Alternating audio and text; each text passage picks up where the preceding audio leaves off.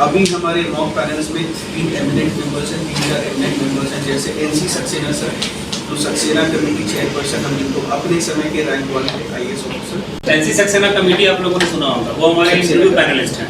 Interview panelist है। फिर Shankar Agarwal sir हैं, यूपी कैडर IAS है और सेक्रेटरी रह चुके हैं परिवहन विभाग में, secretary to government of India rank से रिटायर। तो हम लोग इस तरह से कर रहे हैं। इसके कारण औसतन अगर देखा जाए तो पिछले 3 से 4 सालों में 100 में करीब, पिछले साल की अगर बात करें तो 100 में 57 स्टूडेंट्स फोरम IAS के रहे हैं, जिसमें से 43 स्टूडेंट्स फोरम IAS के क्लासरूम प्रोग्राम IAS के साथ पूर्णतः जोड़कर साल भर पढ़ाएंगे। फोरम IAS को हमने 2012 में स्टार्ट किया था।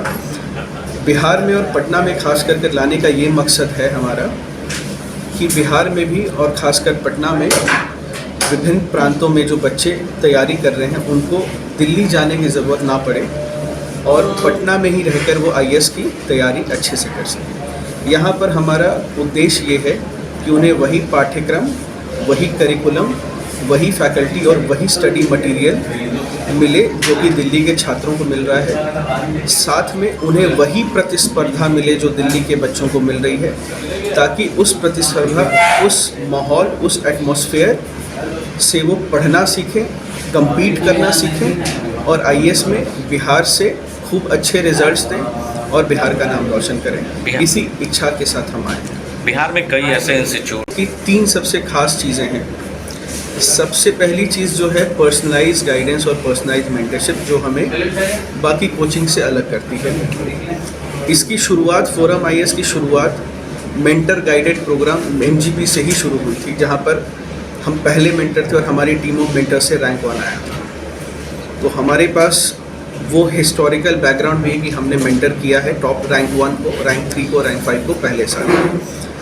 पहली चीज़ ये है। दूसरी चीज़ जो ये है कि फोरम IAS की सबसे बड़ी स्ट्रेंथ जो है वो ये है कि यहाँ पर सबसे टॉप क्वालिटी हमारे पास बच्चे आते हैं। अगर टॉप 100 रैंक्स में देखा जाए तो 57 स्टूडेंट्स फोरम IAS अकेडमी, अगर टॉप 100 सिविल सर्विसेज इसमें देखा जाए तो 100 में 57 बच्चे फोरम IAS से रहे हैं, जिसमें से 43 प्लस फोरम IAS से मुख्य परीक्षा की पूरी तैयारी उन्होंने फोरम से की है। तो बच्चे जो आते हैं वो हमारे पास बहुत अच्छे आते हैं।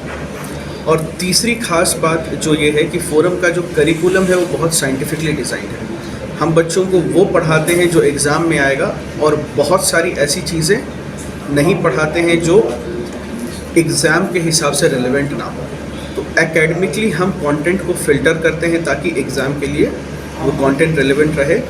और ये मानकर चलते हैं कि बच्चों में हम कोचिंग की तरफ बहुत कमिटेड हैं कि हम उतना पढ़ाएंगे और वो पढ़ाएंगे जो उनको एग्ज़ाम में सफलता के लिए ज़रूरी है। ये ऑनलाइन रहेगा क्या ऑफलाइन? अंतिम सवाल सर, जिस तरीके से आपने वही सवाल है जो आपने, हमारा एक जो यूनिक फीचर है वो ये है कि बच्चे क्लास में आकर क्लासेस कर सकते हैं और वही क्लास उस समय उनके बैच में लाइव ब्रॉडकास्ट होता है। तो किसी डुअल एक्सेस ऑनलाइन और ऑफलाइन दोनों रहता है। पूरा मॉडल फिजिकल है। दे कैन ऑल्सो कम, वो फिजिकली क्लास में आ सकते हैं। अगर वो किसी कारणवश क्लास में नहीं आए तो वो ऑनलाइन उस क्लास को देख सकते हैं। अगर क्लास मिस हो गई तो उसको बाद में भी देख सकते हैं।